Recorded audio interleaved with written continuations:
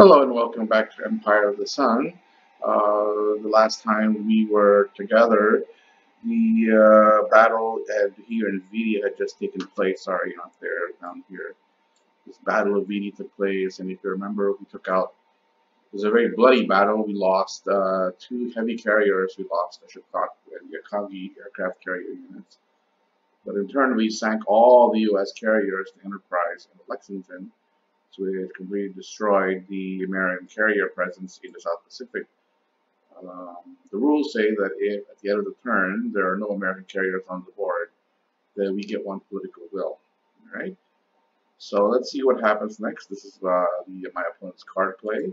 The first thing he does is he corrects the mistake that I had shown you earlier in the previous video. This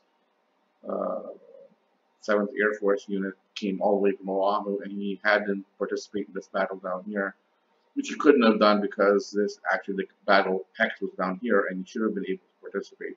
He should be at least 6 hexes away from this hex, this battle hex, in order to participate. So if he were here, that would be good. That would be able to participate, but he isn't. He's too far away here. So he made a mistake. He thought this was the battle hex. So that was a mistake he made. So he returned it up to Oahu. Okay, so that's the mistake he made. Also, another mistake he made was the battle here that we fought here.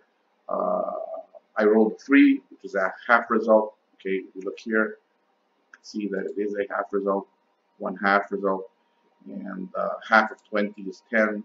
So that should have flipped here, which he does. So that should have taken loss, and he flipped that, and that's fine. Alright, so now he's ready for the card to be played. And he plays this card, Heroic Repairs. When I saw this card played as the Japanese player, my heart just sank, and I just lost. This is probably just the worst card that he could have played against us. This is really lucky for him to have had this card. What's going on here? First of all, this card is based on the heroic repairs, based on the extraordinary repair of the Yorktown in order to enable to fight in the Battle of Midway. Okay, that kind of card. But what it does, it gives them 2 naval replacements immediately, and so he gains 2 U.S. naval replacements. And guess what he does? Of course, what he does with this card is he does the most awful thing to us, and he resurrects the very 2 carriers we just sank. Okay, so if you look here, okay, with the two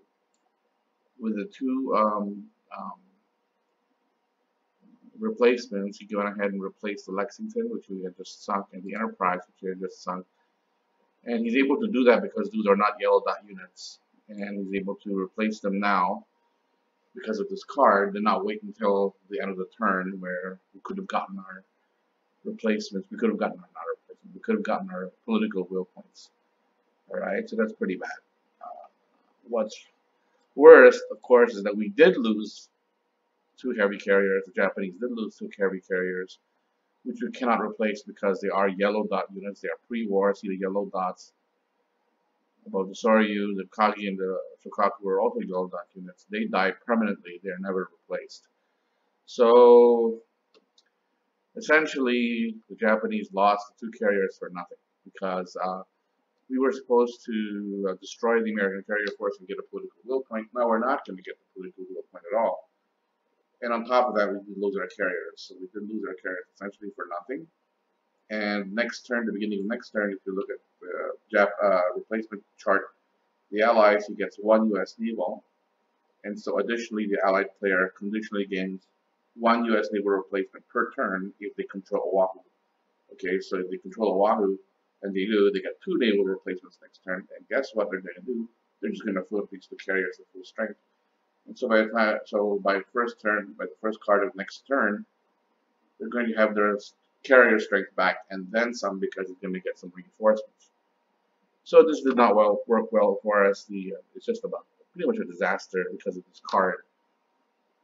But that's the way it is. It's the way he crumbles. He had the card. He played it. So congratulations to him. That's great. So we just have to live with it and move on. Okay, so we use this as the event, and okay, he's gone. Okay, so now it's our turn. Japanese plays this card. Okay, for the event. Okay, and here, what happens here is this is the Tokyo Express card. If I look really quick, here, it tells us what the conditions are. Activate EHQ, which is value is 4. It says the Japanese temporarily gain 2 ASBs that can be used for duration to offensive. We don't end up using that. But here, place the Tokyo Express marker in any Japanese committed control text. See emergency supply routes for use of this marker. What that is this is the Tokyo Express marker right here. And what that is that this automatically guarantees that this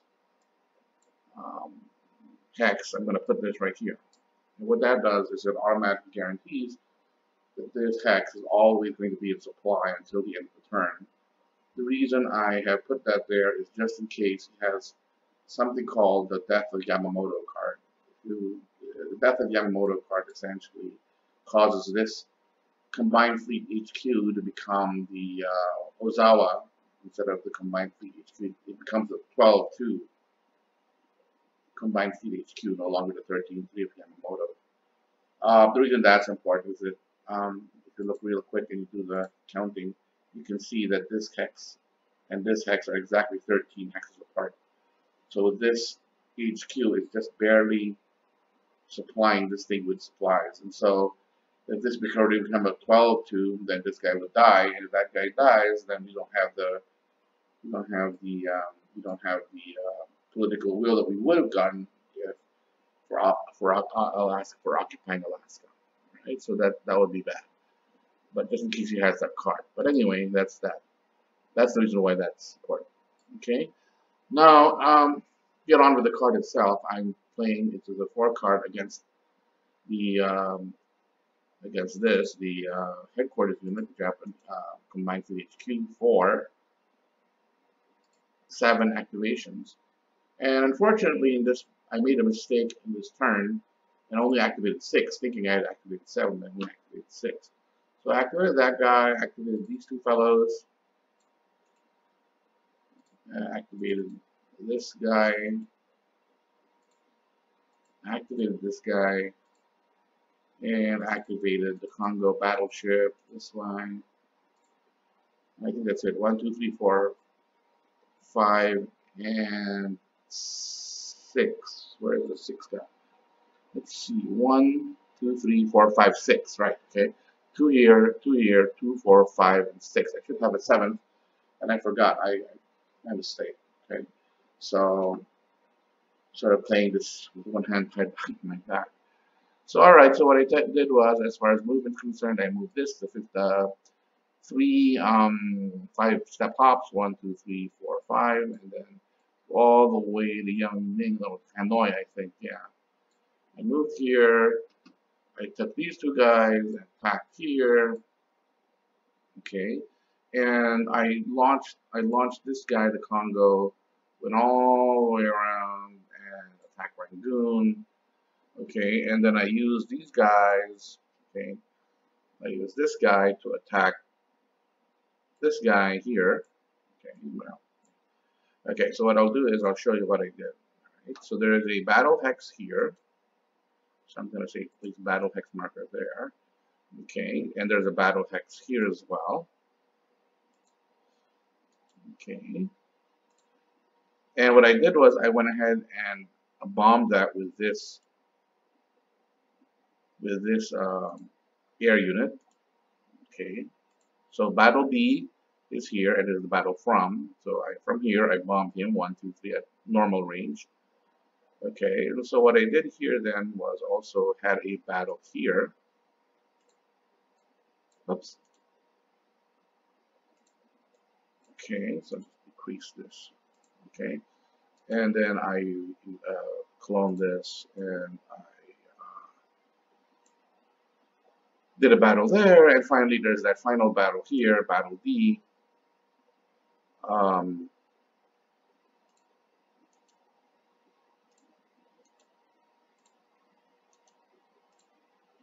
okay, and then that. Okay, so essentially what I'm doing is, why am I attacking all of these different units? And the reason is I want to move this guy and attack this guy here. I want to take out this Burmese division and put these Japanese armies in position to take Rangoon next turn. Okay, but I want him to be here. I don't want him to be defeated. So I don't want the Allies to be able to react to this hex, because one of the things that can happen is that the Allies, if they should make intelligence, and they probably will, are going to react to this. They're going to probably, if I don't pin this, he's going to activate this Chinese army and then move it into this hex and fight, use this Chinese army to fight the Burmese division, which I don't want to do. So what I'm essentially doing is I'm taking this guy and attacking this guy, and what I'm doing is I'm quote unquote pinning the army. I'm pinning this. That's the tactic that we use here in Vampire of the Sun called pinning, and you'll see a lot more of it later, and this probably the Allies do it to me to prevent units that can react from reacting. So this guy is essentially attacking this guy to keep this guy down. This guy is attacking this guy, of course. The Battleship Congo is trying to keep the Exeter and this air unit down at Rangoon and trying to keep it suppressed. And this guy is attacking, is bombing that, and this guy here, the Japanese air unit, the 6th Air Division, is supporting or giving air cover to D to this battle here, so I can get some kind of air support.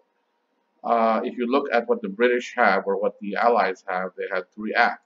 They have a lot of things they can react with. They can react with this thing, this naval units. They can react with this naval unit, and they can react with this air unit. So they have 1, 2, 3, 4 units to react with. Okay, so we'll see what happens in the next turn. We'll see the Allies respond, roll intelligence, and activate reaction, and see what they do with all these battle hexes. All right.